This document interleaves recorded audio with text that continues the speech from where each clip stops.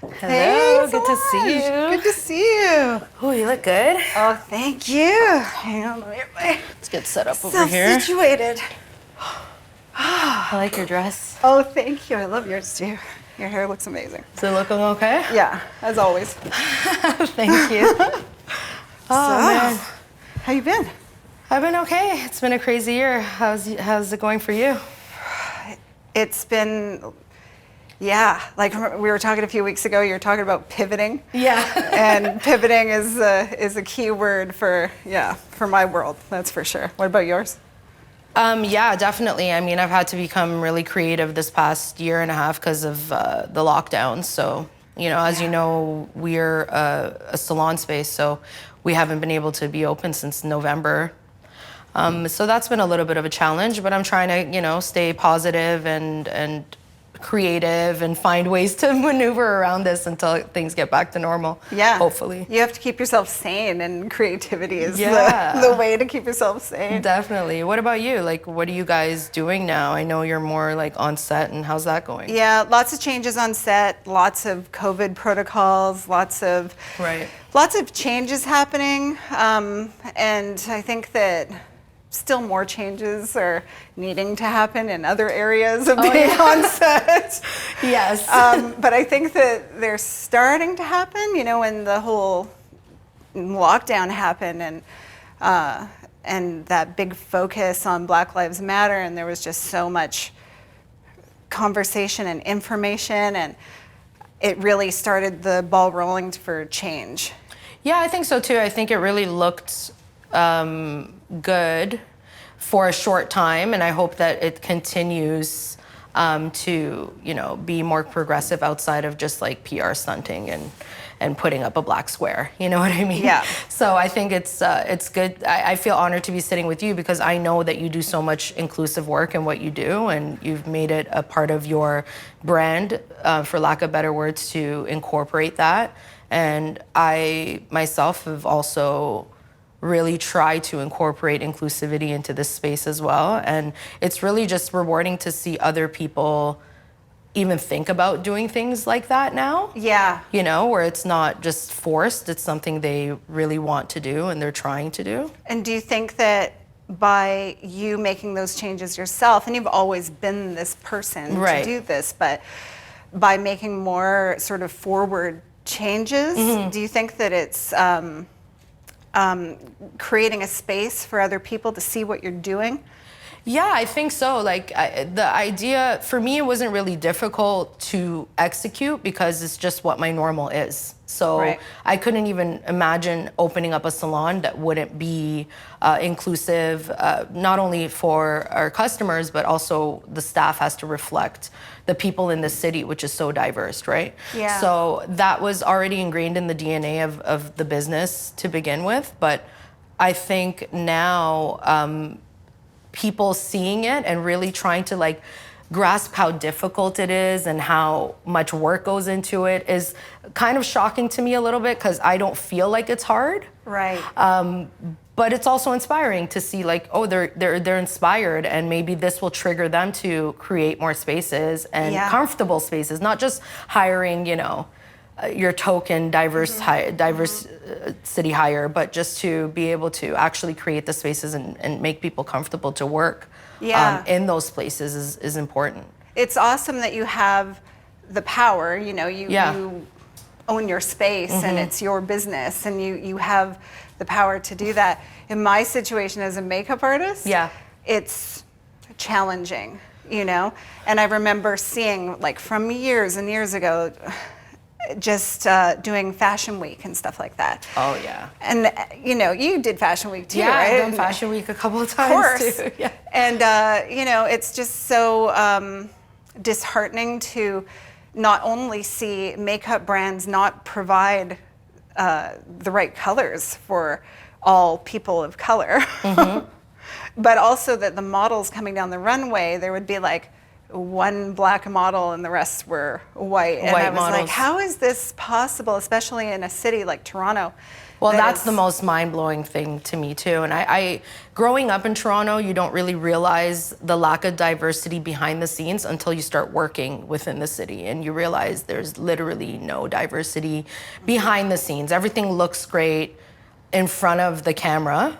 Yep. And we love to also, we pride ourselves a lot on the diversity of Toronto. We always talk about it, but everything behind the scenes is still incredibly marginalized from what I've seen.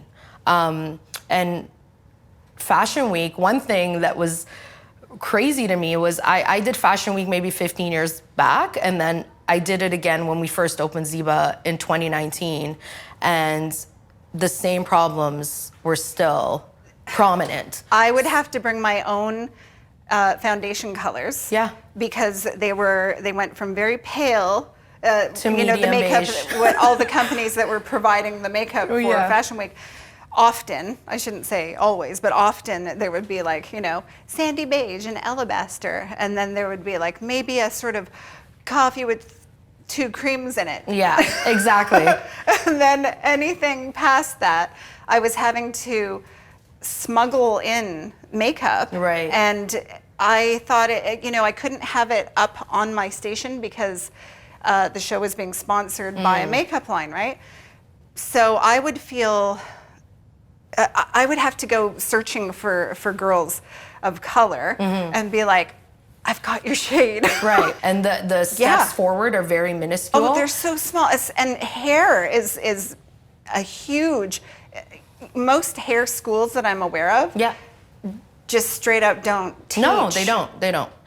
Some schools do offer add-on courses to teach you how to maybe like more like tame curly hair or do a curly cut, or there's very little programs out there. The demand isn't even that high, and I think it's because there's really nowhere to go. Like all the salons, most salons that you look at or that you want to maybe work at, they don't have a standard. The standard is not inclusive. It's just knowing how to do what you're taught in school, right? Right. So, and the representation is so important as well. Like the number of times I'm scrolling through Instagram or whatever, and you see those swatch, oh my God, makeup swatches on somebody's arm, and I'm like, oh, they have 30 colors of beige and 2 for anyone darker.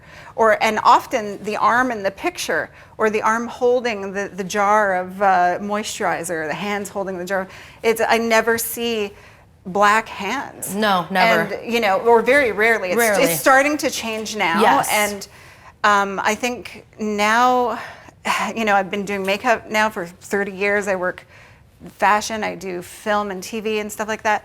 And often companies will reach out to me and say, hey, we want to send you stuff so that you use it on set or whatever. And I will look at what they have to offer and start a conversation. Right. Whereas, I don't know, maybe 30 years ago I would have said, well, they don't offer it. And I wouldn't think to have the conversation. But the movement has really changed that for me. Right. Where now this is what I can do. I can start to have these conversations with people. Why don't you have? Well, that's good. You're using your voice to, let them know what's needed. What blows my mind is the fact that the beauty industry is driven by women of color, particularly. Yeah. And when you look at what we see in the representation, it's almost non-existent. Well, it looks niche. Well, and I'm glad you said that, because that's one of my biggest pet peeves, and especially in the hair industry. Like, why does curly hair have to be a niche? Why does textured hair have to be a niche when most people in the world have textured hair? So again, and back into the makeup and beauty industry, the dollars and the spending power is coming from women of color, and the representation just isn't there. Yeah. And a lot of the companies that are doing it now, I really question it. I don't want to be that way, but I've just learned to be this way because of experience. Are you doing it because this is what you think looks good and what you have to do, or are you really doing it? Are you hiring your diverse staff as a token to show that you care, or is this a real thing. It's an optics that thing. you actually want. It's a marketing tool for you to look inclusive. It's not a PR campaign, you know? Yeah. And those are the things for me that I struggle with now, is I feel like there's no genuinity behind a lot of the things. Right, yeah. And it's important where people like me and you can be in these spaces and actually be genuine. Like, you could see it. You don't have to like prove yourself. You know what I mean? Yeah. You see it in your work, and it's evident that you are passionate about creating these spaces and making inclusivity a part of what you do. Yeah, And I think both of us have these sort of ambiguous racial backgrounds from what our ethnicities are, and it led me to. And I'm a white presenting person, but it did lead me to, every time I went on set, I would subconsciously look for someone like me. Right. And there wasn't a lot of that. And then, it started, my mind started to expand about other people's experiences. And the number of sets to this day that I walk onto, and the entire crew is white. Right. In front of the camera, it's getting a little bit better. It's like this optics thing, and not to say that people are not talented, but like, what? Yeah. Why aren't people in different roles that are leads, and But definitely behind the scenes, I the number of times I've been like, wow, it is. And now I'll be able to sort of plant seeds in someone's head, if I can stand beside someone who's in charge and say, wow, it's really white in here. White in here. That's amazing. What's up with that? And it's just enough to maybe plant a seed for change. And also, I'm looking to, bring people on set with me. I want to teach people and be of service to help people learn and get set experience and stuff like that. Right, and like what we do now, like you said, planting seeds is really gonna reflect and show in the next generation. Yeah. Like the foundations that we lay down, or the standards that we create, the new standards that we create, are going to benefit the next generation, because they won't have, like, I always picture, okay, well, my goal is to get to the root of education in hair. And that's where the problem starts, right? So the education industry, hair industry, is lacking. It's very rooted in European beauty standards. They barely even like talk about texture, never mind getting into like 3C, 4C hair. That's not even thought about. And then you have people that have locks, and people that want to learn how to do braids. There's so many variables there that don't get even considered. In education, In education at all. Same with makeup school as well. When you look at... Precisely. They show people from examples of beauty from the 20s and 30s and so on. Yeah, it's all... And I'm like, there's no Indigenous people, there's no Asian people, there's no Black people. No. And, and I remember being in school and having an Asian day. where we got comical now, right?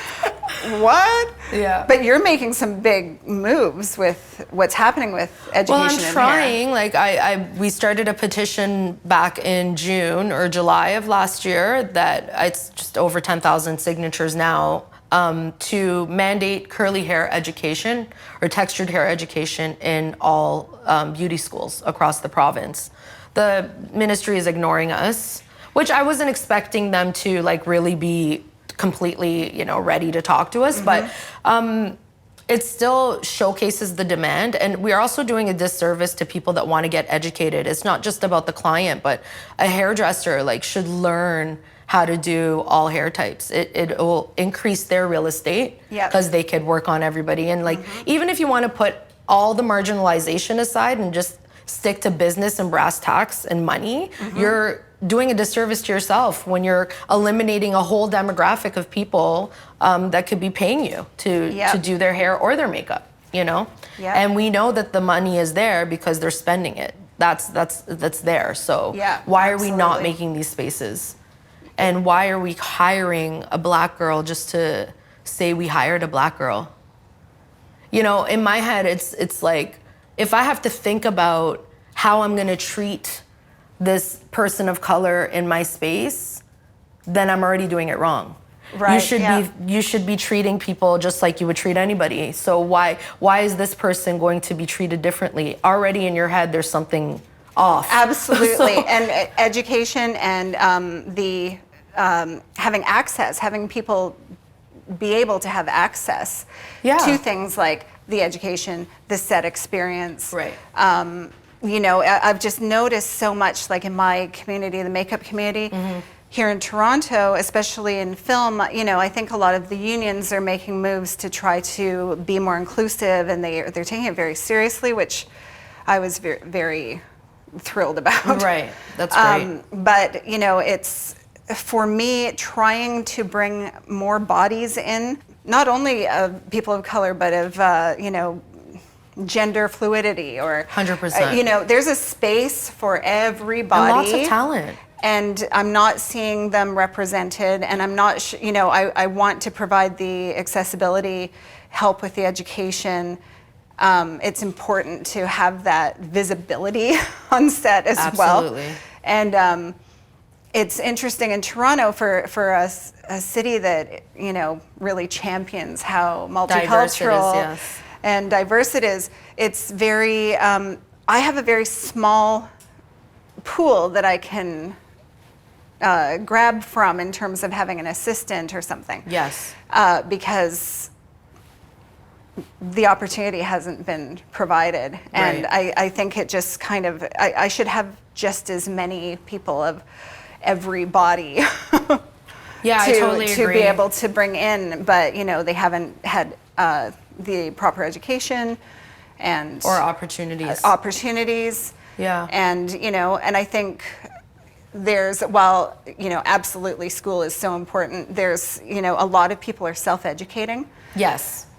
Which is amazing, because I've seen some just incredible artists come out of self-education. Yeah, same. And I mean, that's braiders. Like, right? Braiders don't get any formal training, and the talent is actually impeccable. Like, I can't believe they're not getting paid thousands of dollars to braid hair, because they should be. Yeah, and even things like agencies that represent hair and makeup people, why aren't they representing braiders, barbers? You know, there's a lot of, and like you were saying before, it's you're missing an opportunity to. You're missing a huge opportunity, and it's there's so many problems with it, and there's like 1,000 layers, you know, and on the surface it just looks like hire Black people and it'll be great, and it's not just about that. There's so many different layers to it. It's about how you make people feel in the space. It's about how they feel, how creative they could be, how represented they feel, and those are all factors on the type of spaces we need in this city to be able to drive things into a new narrative that people like you and myself want to see in the future. We need more people in power. Yes. And, you know, I want to see more, I don't want to just see people as assistants coming in. No. I want to help to build this environment where there's more heads of department that are of color. Or, you know, it's just, and it's going to happen. It's going to happen for sure. We just have to keep pushing, and like, you know, we get looked at as more radical. I've been called radical, which is mind-boggling to me, but so be it. Yeah. I mean, at this point, I think it's just, I get asked all the time how hard it was to do this. And it's the question that's getting a little redundant and kind of a little weird for me, because it wasn't hard. Yeah. You know, and it goes back to, why are we making it hard? Like, just do it. Is it white people saying that to you? Well, anybody really, because I feel like mostly, most of the interviews I have I'm getting interviewed by someone who's white. But it's becoming, again, redundant, because it's looked at as such a difficult thing to do when it really isn't. It's not. Also, it's like this kind of martyrdom thing where it's like, oh, you're helping others. Yeah, no. And I don't want to be perceived that way, or I don't feel that way. Yeah. I just feel like we have so much sauce. I grew up in such a diverse circle of friends. Why isn't there a space where you know, I've also worked in salons, and I always felt like the other. Yeah. There was one salon that I worked at where I felt included, and I felt as part of that team, and she happened to be one of my mentors, and she also had curly hair, and she taught me so much. And that was one space out of all the salons I've ever gone to in my life, or even worked at. So for me, when I wanted to open up Ziba, it was about where can my friends and myself all go get ready? I have friends with blonde hair that get, you know, their highlights and their hair super fine, and it's you know, your quintessential straight hair. And then I have friends that have 4cc hair. So where can both of us go? We can do anything else together. Or like the thick heavy, hair. Yeah, precisely. You know? We can go get our nails done together. We can go shopping together. We can go get brunch together, but we can never go to the same salon. And that for me was problematic. So I wanted to create a space where me and you can go to the same salon and sit next to each other and get our hair done. And I don't have to feel like anxiety or nervous or scared because someone's gonna screw up my hair because they have no idea how to do it. Right. Or that you're infringing on a space where you're not 100% safe. Precisely that. So, and that it goes back to the trauma. And every woman with textured hair, or person with textured hair, I should say, has those collective experiences. And opening up the salon really opened my eyes to even women with thick, straight hair. So, you know, like of Indian descent, let's just say, or Asian women have straight, thick, textured hair. They even have issues going to regular salons because their hair's too thick, there's too much volume. And they get made to feel that, oh, you have so much hair. Like, it's like the person's complaining while they're doing your hair. Yeah, it's a burden. Yeah, and like you just feel like trash. Why would you want to go to a salon and feel like trash when you walk? And then they charge you extra because you have more hair. So all those little biases and things I just wanted to get rid of. So we don't have we do curly hair and we have a curl menu, but we don't charge people with curly hair more. We just have it as a separate appointment booking because it takes more time to do curly hair.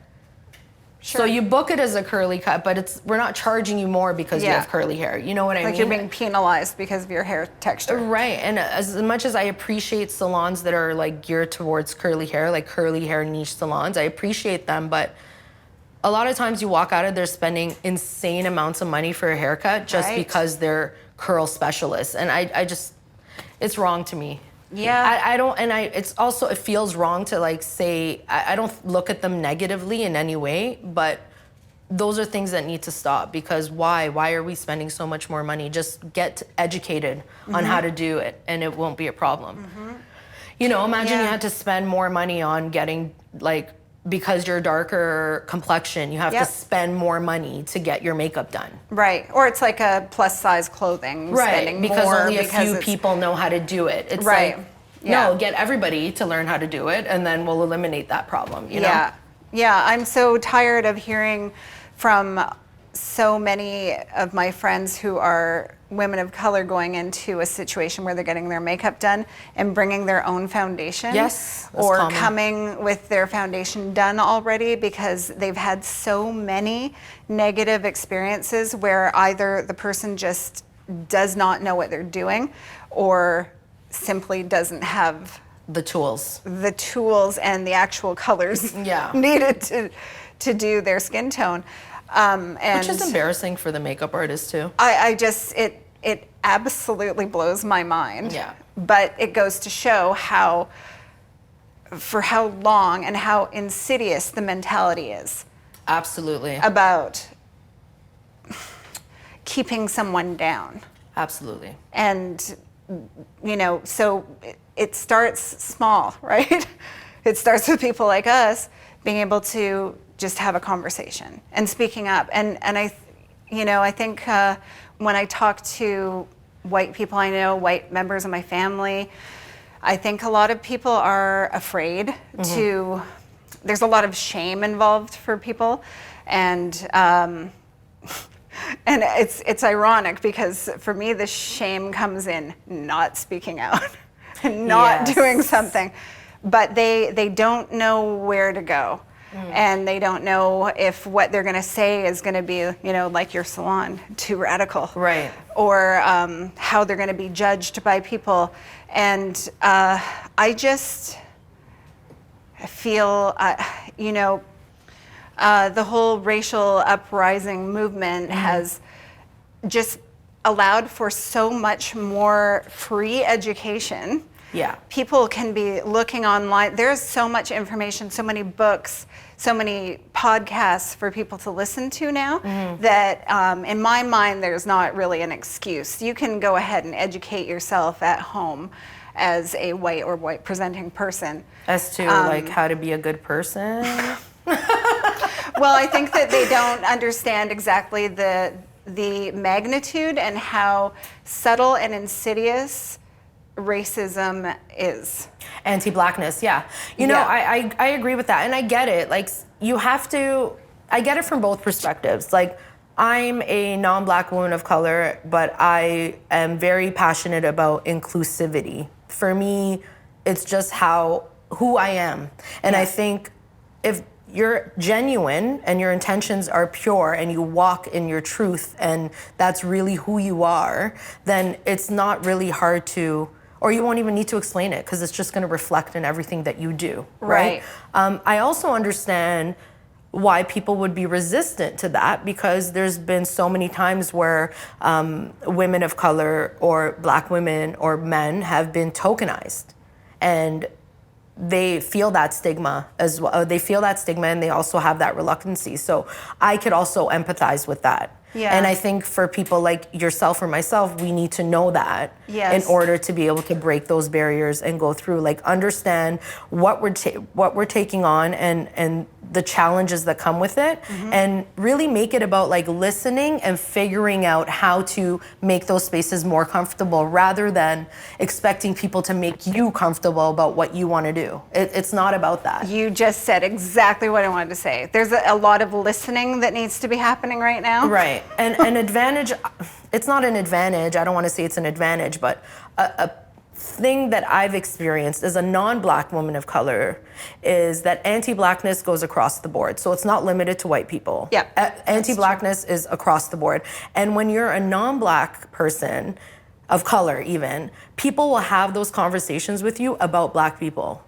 Like, they will talk all the anti-black talks, assuming that you sign up to the rhetoric, right? And that was also eye-opening to me because, first of all, I'm not the one. So when people have those conversations with me, I shut it down immediately. And I feel like that's what every single person needs to do if you're really about that life. If you're really about inclusivity, then make sure if there's not one black person in the room that you're going to shut shit like that down. And just so people know, like, they can't just be continuing that same rhetoric over and over, and then talking about changes, and then talking about their hires, and that's where it starts small. Exactly. That is where it starts small. Right. And this is the point I was trying to make about continuing to have conversations with people. Yes. Because we need to start small. We all do, you know, like the pandemic allowed me to really look inward and do a lot of unpacking of my own. Right. And these small conversations that we have with people who maybe hadn't previously decided to speak up in the face of this kind of stuff, right. Now's the time to do it. And hopefully something like this, where we can make those ripples, will encourage other people to do the same, because, you know, it starts small, but it can have a huge effect on absolutely everything. Yeah. Yes. Everything. Little ripples turn into tsunamis if you keep pushing. Exactly. Yeah, I agree with you. I think, like I said, if things are genuine and you really want to make change from the heart and you're really about it, get you some friends, maybe. Start with your friend circle that are, you know, like, when I see people that live in Toronto with a all-white friends group, I'm just baffled. Like, how is that even possible? Yeah. And start there. Like, if you're really about it, start there. And then you'll see exactly what you need to see and exactly what needs to change. And if you're really genuine about not, you know, holding on to your privilege for dear life, then you're going to want to make that available to your friends. You're going to want to make the spaces available to your friends, or defend or abolish any of the systems that are affecting people of color. you would really want to do that if you're genuine. So I think it really circles back to what's in here. Are you a genuine person? Do you really want inclusivity? Do you really want diversity? Or do you want to use people as tokens to make yourself feel better? There's like a very fine line there that we need to be able to like determine and call out, because I saw so many black squares last June or July, and that's all. You'll scroll down these companies' pages and you'll just see the black square there, and then everything after that is just gone. They're blind friends. You didn't do anything. You just put the black square because you want it to look good. And that's what that's the stuff to me that's corny. Yeah, it's corny and it just needs to stop, and we got to get out of this loop. Also, everybody sees it. Anyone who is not, everyone, it's so transparent. And so the starting in yourself is such a huge thing, and the best place to start, and to make sure that you do that work and within yourself first, and then within your friends circle, and then speaking up when you see something happening or an environment that's happening that doesn't seem right or inclusive or safe, or I wish I could say that those opportunities for me to speak up were getting less, but they're not. No. So this is why we're here today, talking about this. Yeah. This is it's been such a fluid conversation because we're on the same page with a lot of our ideas behind these things. And I feel so honored to even be in the presence with someone that's in the industry that is doing that. Because, you don't have to. You could just do your thing and keep shit going the way it's been going, which is archaic and old and non-progressive. But easy and lazy. But easy to do. Easy and lazy, you know? But when people don't want to be lazy, even when they can be, I've been in this game for 15 years. I could just do what I've been doing, what everyone's taught me to do. But to not be lazy and take on things like this to really drive change, how could you not be successful? How could things not progress for you? How could this not be looked at in a positive thing, And even though there's going to be naysayers and there's going to be people that look at us and think well, we shouldn't be doing these things because it's not our plight. That's when it comes back to genuinity. If you're really about this, then none of that matters, and people will see through that too. Yeah.